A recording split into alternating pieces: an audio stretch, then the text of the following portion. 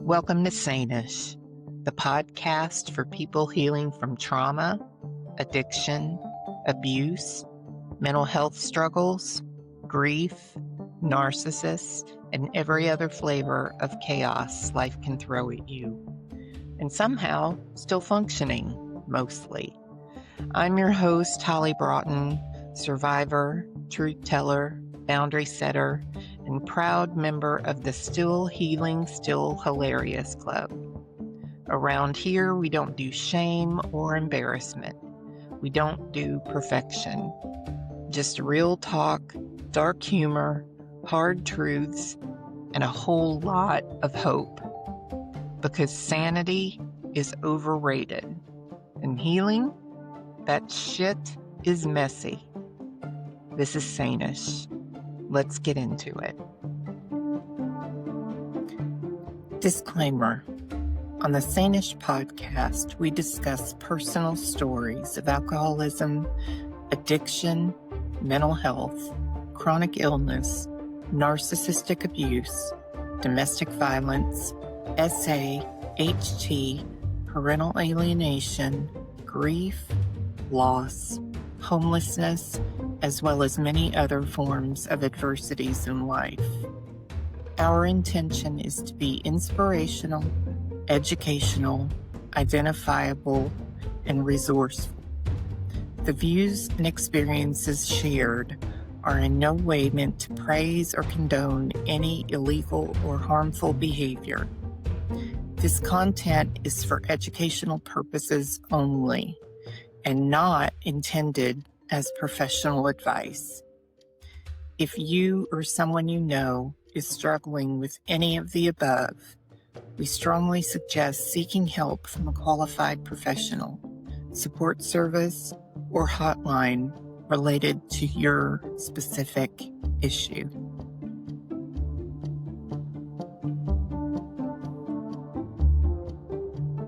What if recovery isn't just about getting sober? We all know in our sane-ish space here, recovery is about all things we heal from. Alcoholism, addictions of any kind, mental health, domestic violence, narcissistic abuse, SA, HT, homelessness, grief, loss, chronic illness, physical pain, and the list goes on and on. But about learning how to survive your own emotions without escaping them. Because let's be honest, a lot of us didn't relapse because life was good. We relapsed because we didn't know what to do with anger, rejection, loneliness, shame, fear, pain, grief, or even success or happiness. So today we're talking about feelings, emotional sobriety, emotional intelligence, and how emotional unawareness can quietly run and sometimes ruin our lives. So welcome back to Sane-ish, the podcast where we talk about recovery, mental health, trauma, healing, emotional chaos, and learning how to become human again without pretending we have it all together. I'm your host, Holley Broughton, and today we're diving into something that honestly impacts every single one of us, our emotions. So before we get started, please remember to like, comment, subscribe to our channel, and make sure you check the bell in order to be notified of our newly released episodes. It helps the channel. And thank you. Not just feelings in the cute, inspirational quote way, but the real stuff, the uncomfortable stuff, the reactive stuff, the shutdown stuff, the why did I just explode over the something small stuff? Because emotional sobriety is something people don't talk about enough. So what are feelings, really? Just start with that. Feelings are actually information. The definition of feeling is an emotional state or reaction. I personally would even lean towards physical. My feelings manifest in my body sometimes. However, they're not weaknesses. They are not character flaws. They are not proof that you're dramatic, crazy, needy, broken, We're too sensitive. Emotions are signals. The definition of emotion is a natural, instinctive state of mind deriving from one's circumstances, mood, or relationships with others. Fear tells us something feels unsafe. Anger tells us a boundary may have been crossed. Sadness tells us something mattered. Guilt can alert us when we violated our own values. Joy reminds us we're alive. But many of us grew up learning one of two unhealthy extremes. Either emotions were explosive and chaotic, or emotions were completely ignored, dismissed, punished, or buried. A lot of people in recovery were never actually taught emotional regulation. We were taught emotional survival. So, what is emotional sobriety? Emotional sobriety goes beyond abstinence. You can be physically sober and still emotionally drowning. Emotional sobriety is learning not to react impulsively to every emotion, learning to pause before exploding, learning to sit with discomfort without escaping. Good luck. Learning not to let feelings control your entire identity or decisions. And this is hard, especially sitting in discomfort.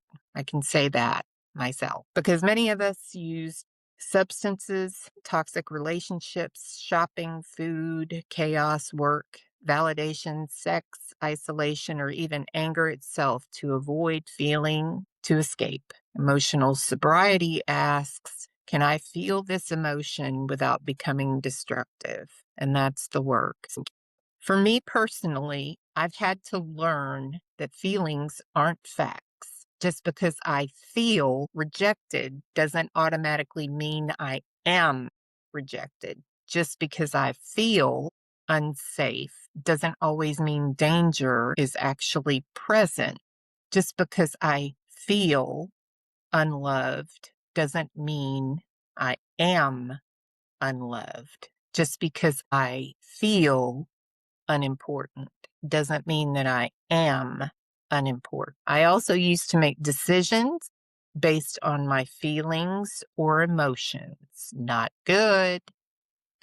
Knee-jerk, impulsive reactions and decisions based on feelings, for me, always ended up being the wrong one. Today, I take time and pause prior to making a decision. I weigh the facts, whether there are pros and cons, and think things through thoroughly. I even run things by someone else, depending on how important the decision is, so I can get an objective opinion and see where I could have overlooked something. Maybe a better deal on a car, better payments, better financial decision.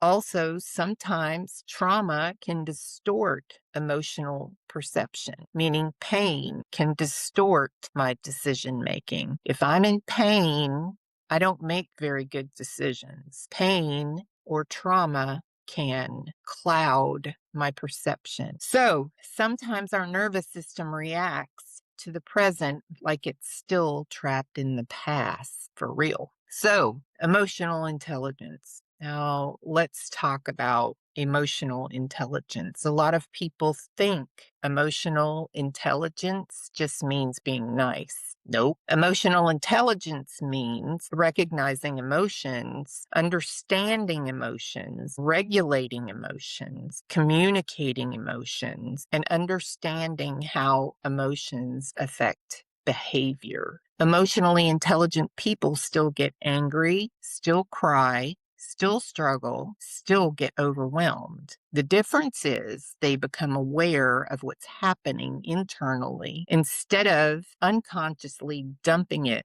onto everyone else. Signs of low emotional awareness. You might struggle with emotional awareness if you shut down during conflict, you explode unexpectedly, you avoid difficult conversations, you numb constantly, you take everything personally, You people please to avoid rejection. You confuse intensity with love. You react before thinking. You struggle to identify with how you're thinking or how you're feeling. And honestly, many of us were never modeled healthy emotional behavior because it's generational. How this impacts recovery. In recovery, unmanaged emotions can become dangerous because if we don't learn emotional regulation, we often go looking for relief instead of resolution. That's why emotional sobriety matters so much. Triggers are emotional. Relapse is emotional. Isolation is emotional. Codependency is emotional. Resentment is emotional. Even self sabotage is emotional. So imagine emotions like dashboard lights in a car. If the check engine light comes on, smashing the dashboard doesn't fix the problem. Ignoring it doesn't fix the problem either. But many of us either suppress emotions completely or let emotions drive the entire vehicle. Emotional intelligence says, notice the signal before the engine catches fire. So, social media and emotional dysregulation. We also live in a world now where emotional dysregulation is constantly rewarded online. Outrage gets clicks, impulsivity gets attention, and projection becomes entertainment. People post while emotionally flooded, comment while triggered, attack strangers while wounded. And if we're not careful, we can normalize emotional chaos instead of healing. So, how to build emotional sobriety? Here are some things that hopefully will help build emotional sobriety and emotional intelligence. Number one, pause before reacting. Not every emotion needs immediate action. Two, name the feeling. Sometimes we say angry when we're actually hurt, abandoned, embarrassed, or scared. Three, check the story you're telling yourself. Ask yourself, what else could be true? Four, learn your triggers. Triggers aren't weaknesses, they're information. Five,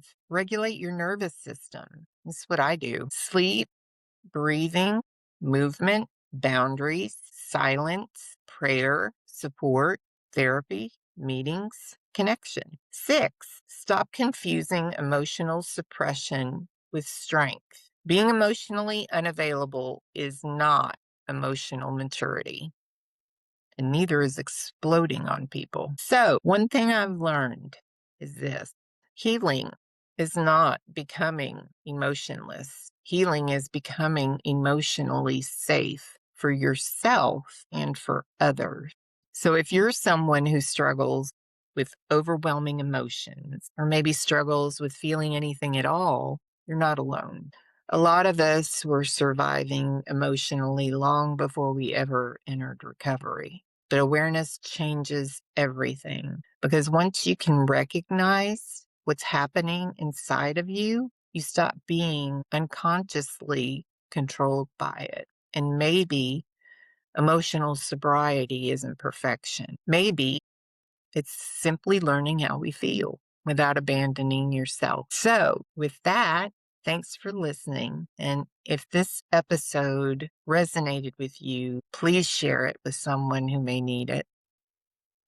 And remember, having emotions doesn't make you weak. Avoiding them forever usually makes life much harder. So until next time, stay honest, stay aware, and stay sane-ish. And I'm going to leave you with a few questions. What emotion do you struggle regulating the most? Were emotions talked about in your household growing up? Do you think emotional sobriety is harder than physical sobriety sometimes? And what is the difference between reacting and responding? So ponder those questions. And until next time, we'll see you in the next episode. Give yourself some love. Take care.